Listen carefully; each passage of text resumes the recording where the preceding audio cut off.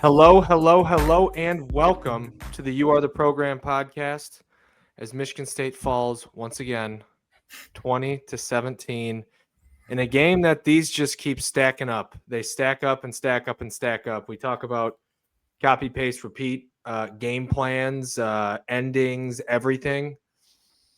It's another one of those, another entirely too frustrating fourth quarter where you have a double-digit lead and you blow it. There's three things that I think we'll talk about that went wrong, but I will bring in my co-hosts here, Brian Lewerke, Tyler Higbee.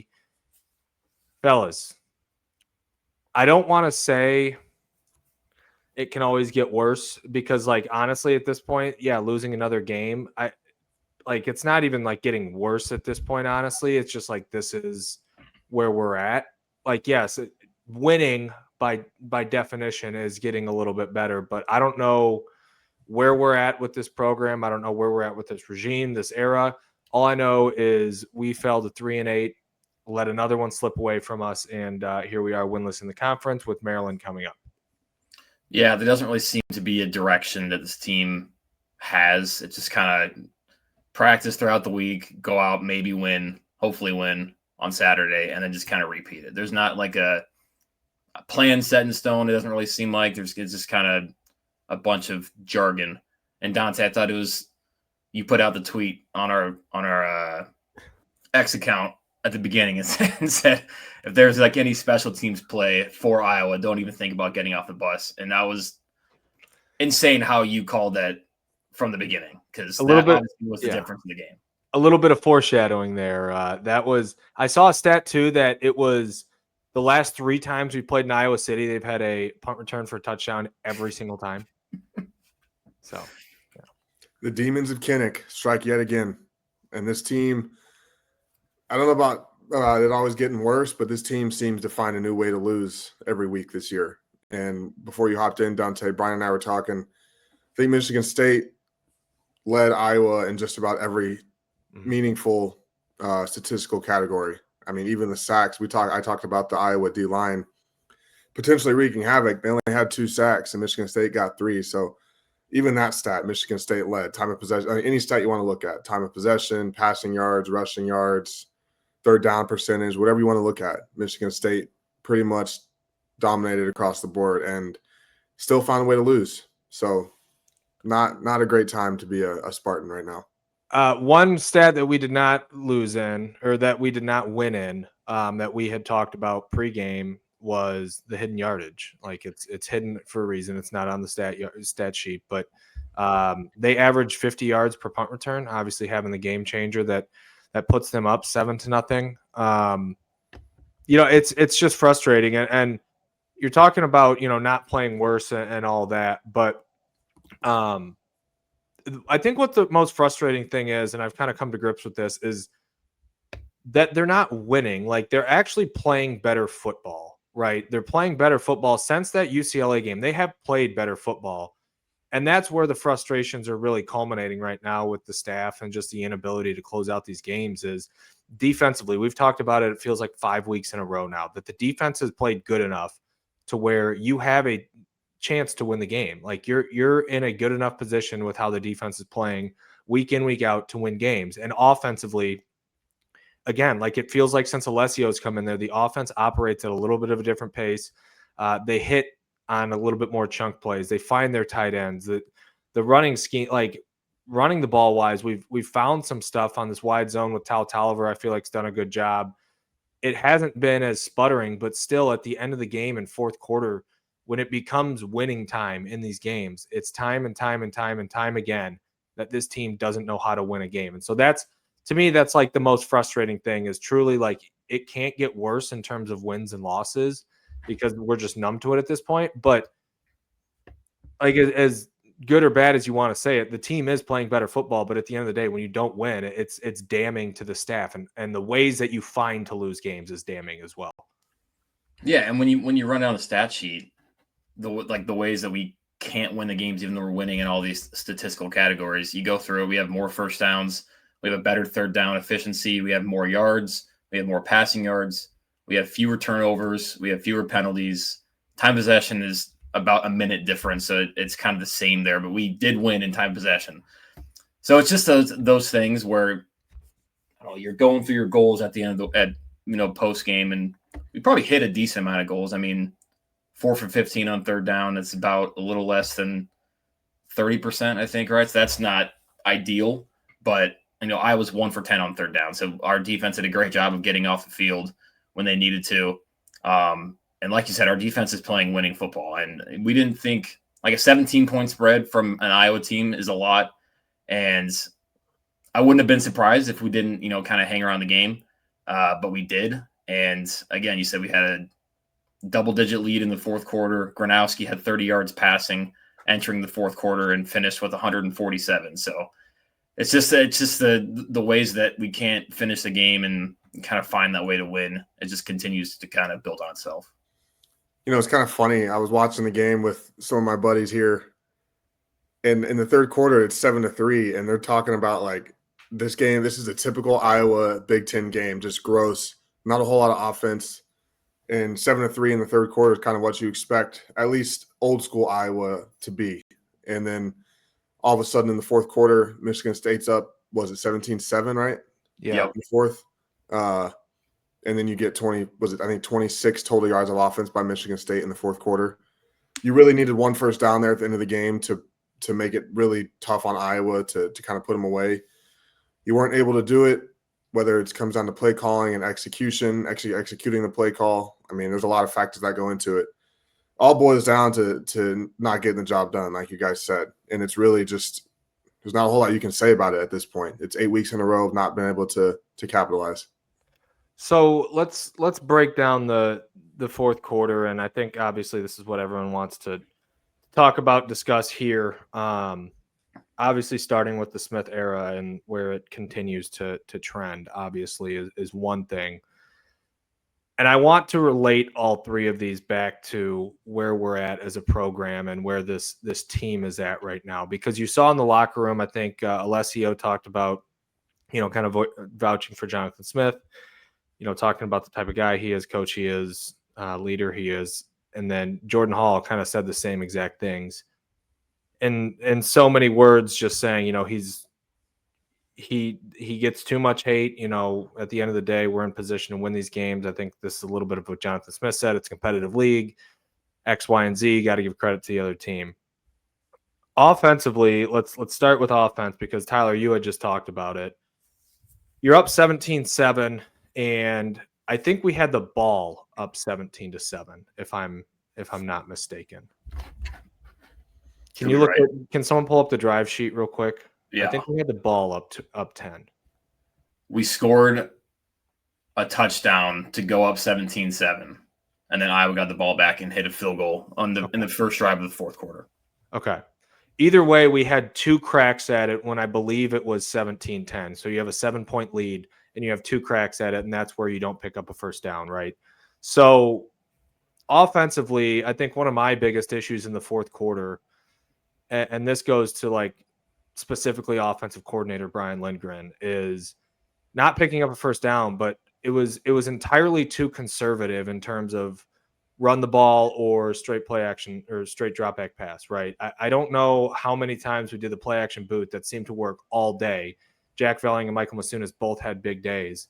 Yep. And you didn't work the tight ends into the pass game. You didn't scheme anything open. It was just more of, hey, let's see what we can do in the run game. Try to grind out first downs, and we'll just melt this game away.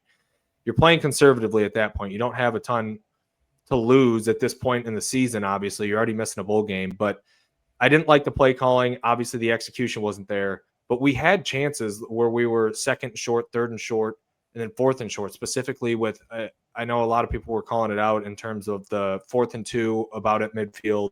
You pick up the first down there, you're probably getting close to field goal range. I didn't hate not going for that just because of what the Iowa offense is and what the defense is. But at the same time, we think about this and you got to try and win the game. I understand offensively you hadn't done anything in the quarter, but it's a double-sided coin because I think if you do go into overtime, you feel pretty good because the Iowa offense hasn't done a ton against you. You've been moving it a little bit more consistently than they had.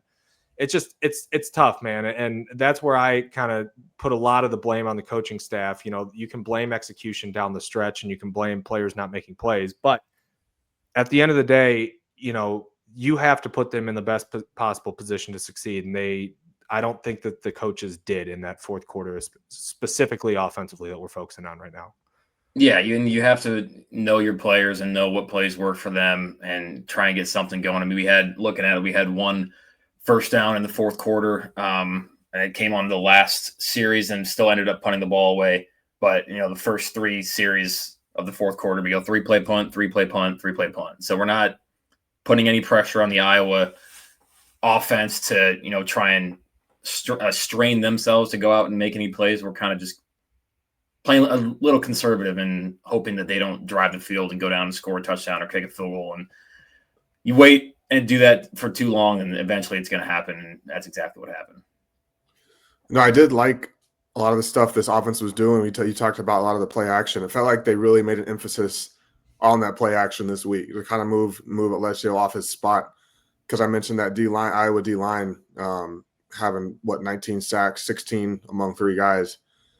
But moving him off his spot, not just letting the DNs tee off and pin their ears back on these tackles. So I did like that part of the game plan. But then you get in the fourth quarter, and like you guys said, they get ultra conservative and they go away from it. And I understand you want to play to win the game. You don't want to play to not lose, and that's kind of what it seemed like they were doing in the fourth quarter. But you got to keep doing what works.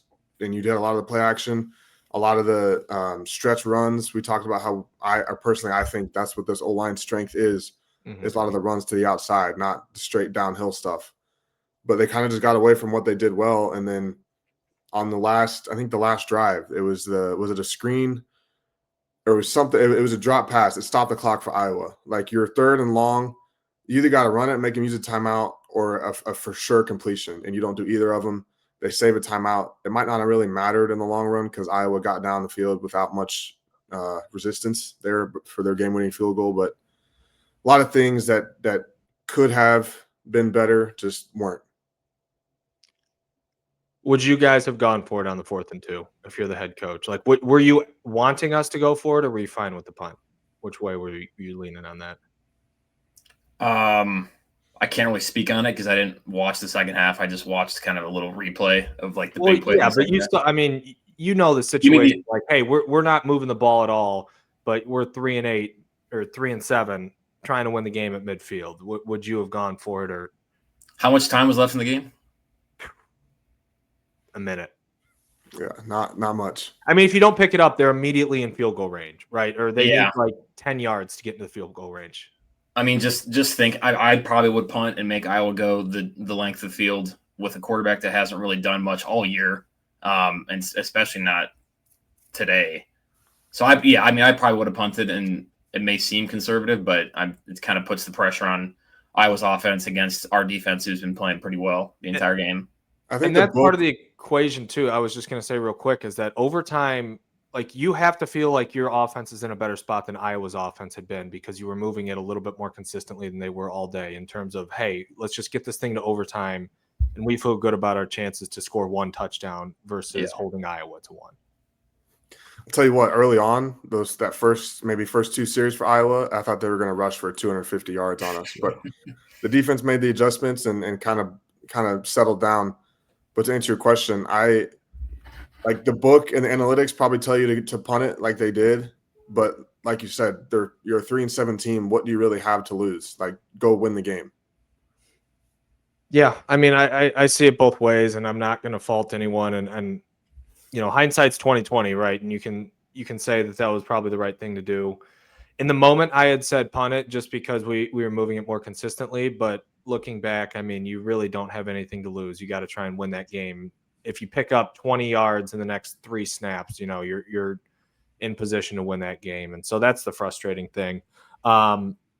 Offensively, with the breakdown in the fourth quarter, and this is where I'm going to rebase everything back to the coaching staff and try to have the discussion centered around, all right, look back, execution, outcome, and then I don't want to say blame, but how much of the blame do you put on the coaching staff here Or is it really just lack of execution in the fourth quarter? Like, what consistently goes wrong with this team when we get into these situations where it's a winning proposition?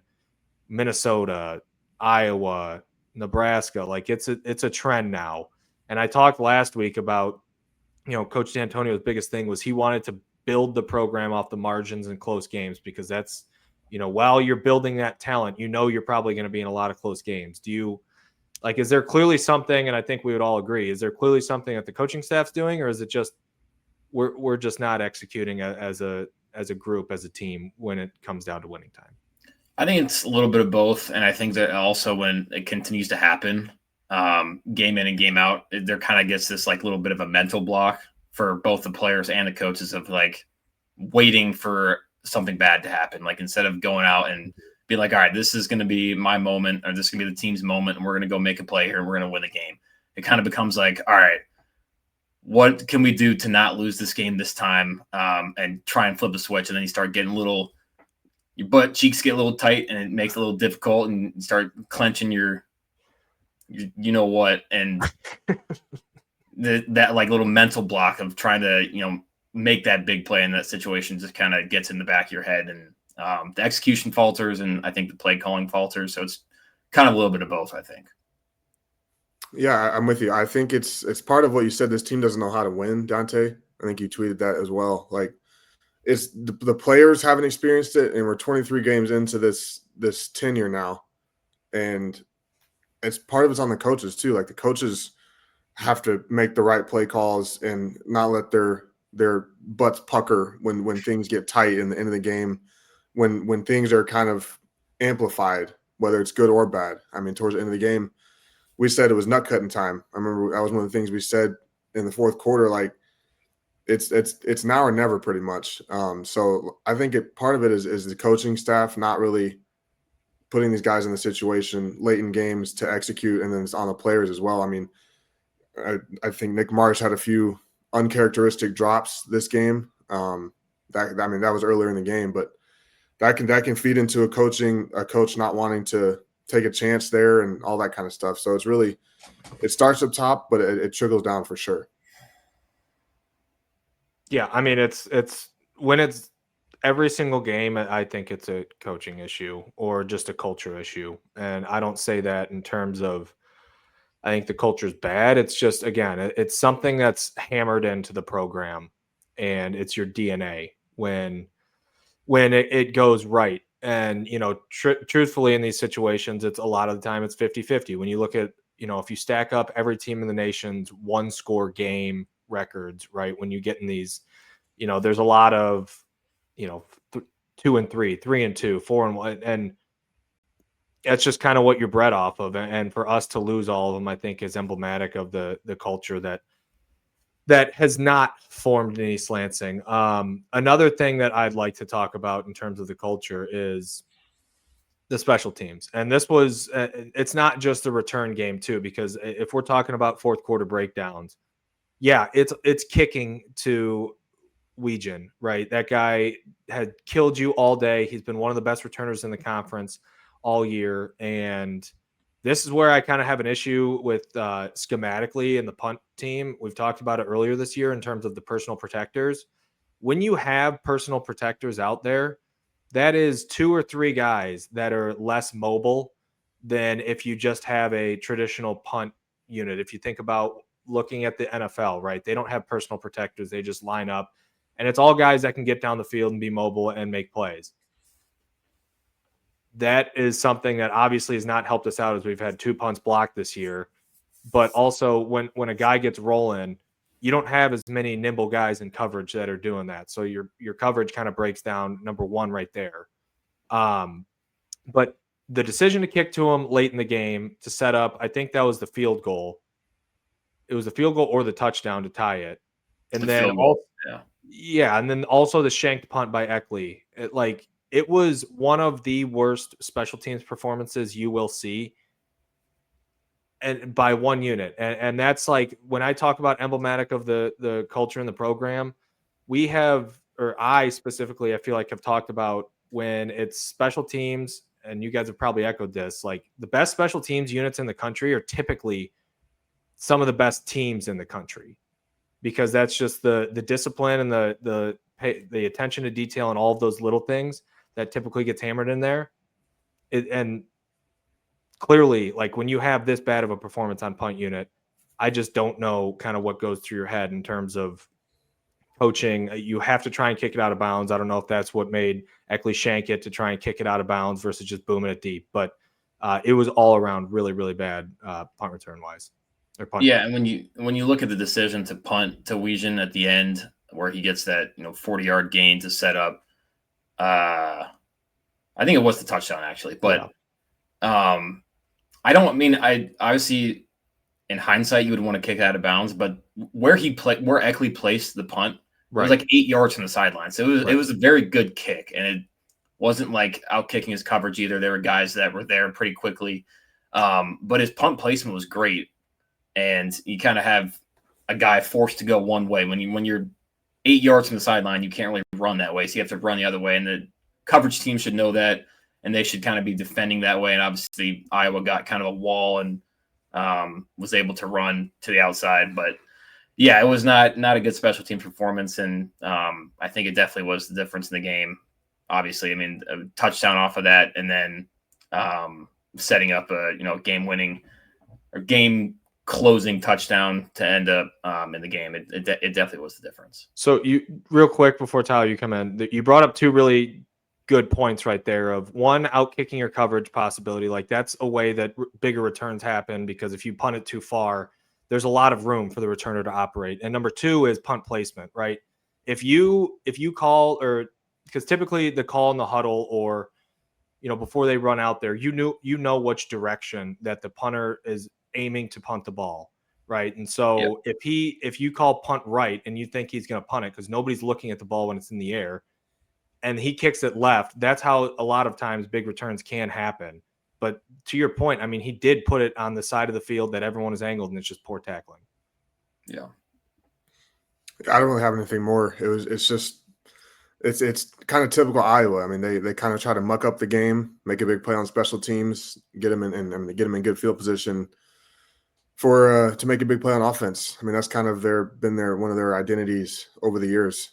So it wasn't really surprising to see that, but definitely was a major factor in this game, was the hidden yardage and how poor Michigan State's punt unit was. So the last thing, breaking down how we lost this game defensively, because although I want to give as many flowers to Joe Rossi, and I think he's done a lot to showcase, I think, what he is as a defensive coordinator, and the fight and the care that those guys have for that, like, and the pride that they have for going out and playing. Because I think when you see this performance and you've seen how poorly the defense has played through a lot of this season, or at least the first half of this season, and then you get performances week in, week out now that it feels like they're playing good enough to allow you to have a chance to win the game. They're also responsible, though, for the Minnesota game.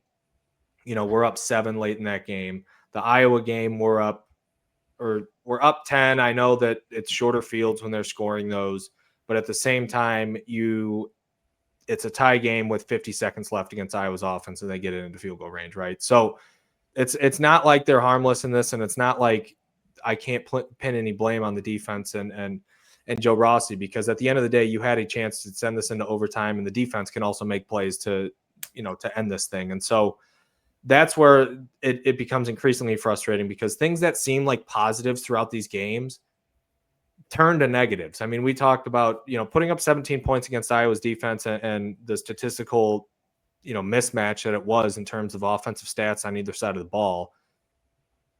You do things well on both sides of the ball, yet when it becomes winning time, again, it's emblematic of the culture right now at this point, that they can play well enough, but at the end of the day, they don't make enough plays at the end to lock in a win. And so that's where I'd like to start this discussion defensively, is that, and it's not like they're coverage busts either. Like Iowa makes a very, very good throw and catch to get them safely into field goal range when they were around midfield, right? He throws a one-on-one ball and they just go and make the play. That's just the frustration that I'll continue to have with this entire team and staff and the entire season in general, is that it's just, again, I don't think you can say it more plainly than this team just doesn't know how to win. Yeah, and it makes it tough on the defense too, who's been playing well all game, and they don't really get a lot of help from any of the other, special teams or from the offense. They don't get a ton of help to kind of support them, and it kind of gets all on their backs on the last couple drives of the game where they got to go make a play, and it makes it tough for defense because I don't know. Iowa's going to figure something out. They're going to be able to move the ball a little bit, you would expect. So it makes it tough on the defense to have to constantly go out and have a game sealing drive or a game sealing interception or something like that. But again, I think they are playing well, and it definitely is emblematic of, kind of how the season's gone, of just not being able to close out games and not being able to kind of support the other units, special teams and offense. One thing I noticed is it seems like Joe Rossi and this defense are having a lot of fun, at least on the sideline since he's been on the sideline. And it was noticeable yesterday. I mean, you could see he was smiling, he was having a good time, he was getting guys fired up, and it seems like they like him a lot and that they play hard for him. And he's gotten this defense, like you said, Dante, he's gotten them to respond and play better over the last few weeks. And that touchdown Iowa scored, I mean, kind of like the Minnesota game, you got to just tip your cap. It was a great throw, great catch. There's not really a whole lot you can do about it. But yeah, just not making enough plays in the late stages of the game. And to your point, Brian, like it does get hard on defense and it wears on you when like the defense kept Michigan State in that game for the entirety until the end. But like when like it's on us. Like as a defense, if we don't stop them, we're probably not gonna win this game, and that wears on you. Like you got to stop them damn near every time to have a chance to win the game. Yeah, I mean, we saw it in when we were there in 18 and 19. I mean, it's tough and it grinds on you. But I think you bring up a good point about Rossi. I mean, one of the things that if this coaching staff's let go, or if the coaching staff comes back and there's changes made at the coordinator position, I'm going to be really sad to see Joe Rossi go, because I think he's a very, very good coordinator with the right personnel. And I think just their turnaround in terms of being able to hang in games and compete in games week in, week out, and putting us in position to be competitive is something that we need to be aware of. I think I wouldn't be stunned. My biggest fear is that if Joe Rossi walks out that door, or if changes are made, I think you'll see him pick up another coordinator job and be a star, because that's what he was at Minnesota when given enough time. And I don't know. I think he's good enough to be a head coach one day too. The energy and the care that those guys on defense show for him, especially when kind of the chips and the cards were down after that UCLA game, in terms of that was their worst performance of the year by far. You think about the defense and answering adversity, at least earlier in the year too. The Boston College game, they played awful in the first half and only allowed Boston College to 6 points in the second half. Like they turn it around for him, and they play for him. And they play for, I guess that you could say they play for Coach Smith as well. But I think a lot of it goes back to Joe Rossi and his influence on this team. So before we close it up, or before we kind of shift gears here, I don't think there's a ton else to talk about on this game. Is there any performances you guys would like to shout out in the positive way? I have two. That is, Jordan Hall continues to fly around. I think that guy, kind of the heartbeat of the defense. He's making plays all over the place. And when you see him against a team like Iowa or Minnesota, where he's going to be in the mix pretty much every single day or every single play, he is doing so. And then Alessio, we need to talk about him and the positive real quick. We probably should have led with this, but obviously it's kind of tough when the game ended how it did. But that dude, like if you're looking at for a positive for the future, I think he's it, because not only do I think he's a good quarterback, like I'm not going to say I don't know how, like what his ceiling is, but he's someone that I enjoy watching. He's tough. He's a competitor. He makes the right plays. I just love watching that dude play quarterback. And I think he's something that if he were to stay here is a positive going forward for this program. Yeah, he would be my shout as well. I don't think he has like flashy arm strength, but you look at the throws that he's making, that long touchdown that he had, you're not overthrowing the guy. You're at least giving him a chance to make a play. And I like I said, he's a tough guy. I think he's very accurate with the ball, makes good decisions. Not flashy by any means, but he always kind of puts his team in the right position to win games. So yeah, I think he's going to be a big positive for us next year, and I'd be very excited to have him back next year. I mean, through 3 games, like you said, he doesn't have the biggest arm, but it seems like he always has. Like, he has just enough to make the throws you want him to make. And so far, through 3 games with him playing quarterback, it seems like he makes the right decision vast majority of the time. I mean, even I don't really recall. I know he threw a pick, but that was just a weird play. Like, he doesn't really put the ball in harm's way, at least is what it seems like to me. So he does what you need him to do for this offense. If you can just keep building around him, and it starts up front, getting guys that can actually protect consistently and being able to run the ball effectively, really, I think is going to give him his best chance to be successful. I mean, he takes ginormous shots. Like, he took a couple in this game, and they weren't sacks, but when he's getting rid of the ball, like sitting in the pocket and making those throws or trying to make those throws, he takes a couple that are just absolute killers, or what seem like killers. And he just gets up and, we talk about leadership on this team. Like, he's a guy that you can just visibly see from a TV copy that is a true player leader too. That's the other part of the equation here of, he's bopping around on the sideline. He's kind of fiery with it. And, you saw him, I think, going into half before. He's sprinting into the locker room. Like, he's up and around and talking to guys, and I think his mouth was bleeding at one point. Like, he is a guy that is a true player leader that you can visibly see. And so that's at least encouraging to me that, I think he is something that we can hold on to. The talent, I don't know where he stacks up quarterback wise in terms of, Brian, you talked about arm talent, but I think he definitely is something that this fan base can at least be excited about in terms of the way he plays, the way he leads. And hopefully with an off season of him, whoever the coach is, wherever the program's at, with him as quarterback 1 and taking him through an off season, I think would only be a positive for us. So that's one thing I wanted to get in there. Another positive before we kind of change gears here into the Big Ten, into the rest, Nudge Printing. We are proudly presented by Nudge Printing. If you're looking for the perfect Spartan gear, you need to check out Nudge Printing, Spartan-owned company who makes elite Michigan State gear. It doesn't just look good; it's very comfortable and it's quality. Actual alumni, Nudge Printing. That was a big thing for us in terms of looking for a presenting sponsor. Was they have to understand Michigan State, and there's no better company that understands Michigan State than actual alumni. Everything is printed here in mid-Michigan, so when you wear their gear, you're supporting local craftsmanship with a true Spartan spirit. Go to nudgeprinting.com to check it out. Christmas is right around the corner. Black Friday right around the corner. No better time to buy than right now. I got my bone quarter zip on today. You got it on? My favorite quarter zip that I own now. Oh yeah, rough Sparty, comfortable, great colors, love it. I'm rocking double Nudge today. I got the shirt and the hat.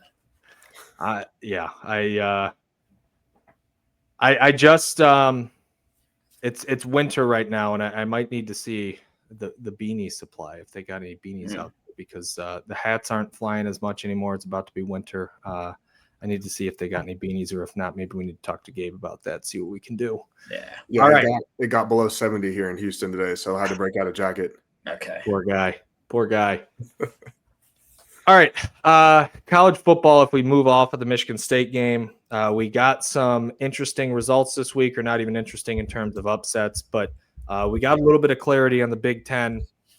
And I think some of the playoff picture. Oregon beats USC by 15. That was a game that I don't know how in question it was the whole time. I think Oregon was always kind of in control of that game. USC, same story's the same. I think they are a little bit different this year in terms of their makeup and in terms of their mental toughness. But at the end of the day, again, not good enough for them. Oregon's pretty comfortably in the playoff. They got Washington on them, and they finally got a quality win as well. I think that's a big thing for them to have that quality win. Anything else around the Big Ten? Oh, Wisconsin. Do you have anything on the Oregon USC games first? Any of you two? No, I mean, I think we can all agree that USC is probably out of the playoffs now, though. Yes. Yeah. Yes, 100%. Yeah. Yeah, I mean, that game, it felt, kind of like you said, Dante, that game never really was in question. It was really more about were they going to cover or were they not? That was like the only question of that game. Correct. Let's talk about Wisconsin real quick because this is an interesting use case for. Wait, and they didn't for what it's worth. That was my lock. No, they did not. Oh, USC, that is. Poor Higbee. I feel for you. Let's talk about the Wisconsin game. They knock off Illinois. They now have 2 ranked wins, both of them at home. They played Washington and UCLA since the athletic department and boosters kind of said, hey, this is our guy. We support him. We're going to give him the resources he needs. This is what we're going to do. And they've followed that up and answered that. I give them a lot of credit for, their season was lost, but at the same time, they found a way to dig themselves out of it. And a lot of respect goes there because they've done it in a way they haven't changed as a team, right? That offensive line or that offense in general has been not very good, but defensively, shout out Coach Tress, defensive coordinator over there, our defensive coordinator when we were there at State. They've been lights out defensively against these teams, and they've really turned it up a notch. And so, shout out to Wisconsin. They've done some good things down the stretch, and they look to have momentum going into the next season with Fickle and his staff. Yeah, kind of leaving the Big Ten. My biggest game that I watched, Notre Dame and Syracuse. I don't know if anyone paid attention to that game, but Syracuse's first 3 drives, they throw a pick 6. Next drive, they punt. It gets blocked, returned for a touchdown. Their next drive, they throw a pick 6. So it's 21-0. Notre Dame hasn't even had the ball yet. I think they were up 35-0 in the first quarter, maybe at least 28. Wrong. I think it was 42-0 after the first quarter and 49-0 pretty quickly after that. Oh my, yeah, okay. So that game, it was shocking how out of hand that game got, and it was hilarious to watch. But that was kind of my biggest game of the weekend. Shocking game that I saw. I continue to be impressed by Oklahoma. I don't know their lack of offensive production, if that can carry them, if they can pick that up, if they can make that something for their playoff push. But that defense certainly plays against anybody and gives them a chance to win every game they play. So I continue to be impressed by them. I think they're pretty much going to be locked into the playoff. They're not going to be in the SEC championship, I don't think, right? It's going to be A&M and, well, Bama lost, so I guess they might be. I don't know. But I think that defense is one of the best in the country and gives them a good chance in any game they play in. Yeah, their D-line is nasty. Right now, no, they will not be. Right now, A&M's got 0 losses, and then you have Georgia, Ole Miss, and Alabama all with 1 loss in the conference. So I think it would be Alabama, if I'm not wrong, because Bama's got a tiebreaker over Georgia. I don't know what that tiebreaker goes to, but it's one of Georgia. They didn't play Ole Miss, so it might be like a 3-way tie because they didn't all play each other. Yeah. I don't know what that tiebreaker would be. My impressive performance was Vanderbilt. They were my lock. I'm not just saying that because they're my lock. They absolutely took care of business against Kentucky, 45-17. I'm not all for just packing the playoff with SEC teams, but I think they should have a decent enough argument to be in the playoff. Yeah. Because, I mean, they steamroll teams that they should. I don't think they have the biggest wins on their resume this year. Let me see real quick. They got Tennessee. This is going to be a really big game for them on the road at Tennessee. They played, they lost close to Texas. And Bama, right? Yeah, they don't really have any big wins. But this Tennessee game is going to be telling. And they just, again, they're a program that knows who they are, knows what they do. Really, really impressed by them. I feel like week in, week out, the way that they play football. So I think if they beat Tennessee, they should jump BYU and or Utah and be in the playoffs. So they're one that impresses me. Let's go to our locks then, because it wasn't really a too exciting week in college football. The SEC obviously had their their proverbial bye week besides the Oklahoma-Missouri game. A lot of them played FCS schools, honestly. Our locks this week, I believe, went – I can't remember yours, Brian. I won this week, moving me to 6-5. Vanderbilt minus 8.5, as I had said. Higbee continues to struggle. Move along. What was your lock? It was USC plus 12.5. Yeah, that did not hit. And I apologize for my pick. It was a terrible pick in hindsight. Betting against Michigan is always a bad decision. But I had Maryland plus 14. They lost by, I think, 25. So that did not hit. I got a question. I know I'm not trying to talk shit about Michigan. 9-2 is 9-2, and I know any state fan would take that at the moment. But do you think Michigan is kind of a fraudulent 9-2, or do you think that they're kind of legit? I don't think they're like winning the playoffs legit, but they could win a game in the playoffs if they got the right opponent. But I don't think they're like a crazy good team. I'm really interested to see how they play against Ohio State. I mean, obviously Ohio State has a lot of the talent, but they have a Michigan problem at the moment. Ryan Day has a Michigan problem at the moment. I don't think they're fraudulent, and I don't think they're legit. I just think they are who they are, and they can beat and win all these games by just having better talent. And the Big Ten this year in the middle of the pack, I don't think is very talented, right? So that's where I think it's kind of a double-sided coin. I think they're a good enough team to be where they are now. I can tell you what, I think the Northwestern one was a little bit fraudulent, but at the same time, pretty impressive that you can lose the turnover battle 5-0 and still win the game. But they take care of business. So I think they're right where they should be in terms of their record. I mean, if you thought about it preseason, I think when we talked about them in the preseason podcast, talking about their over-under at 9.5, I think if we took every game, I think we were pretty confident they were going to be 9-3 with the losses that they took against Oklahoma and USC and be right in this position where it comes down to the Ohio State game. Yeah. All right.